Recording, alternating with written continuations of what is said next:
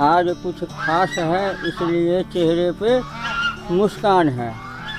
हुआ था आज के दिन हमारे कैंसर का ऑपरेशन।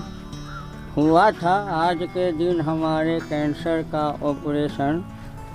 आप लोगों के दुआ से हम आपके साथ हैं।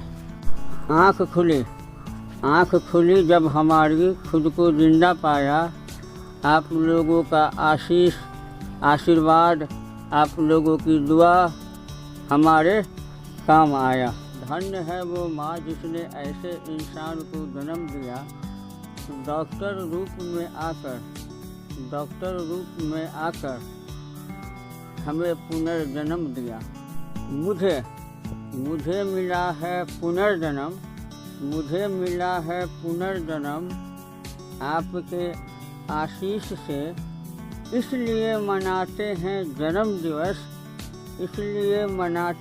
जन्मदिवस आपके आशीर्वाद से। जीवन मौत के इस काल चक्र में हमने मौत को हराया है। दिया है आप लोगों ने दुआ, इसलिए दूसरा जन्म हमने पाया है। कोशिश कीजिए, खान पान पर ध्यान रखिए और दुआ करते हैं कि कैंसर जैसा गंदा बीमारी किसी को ना मिले।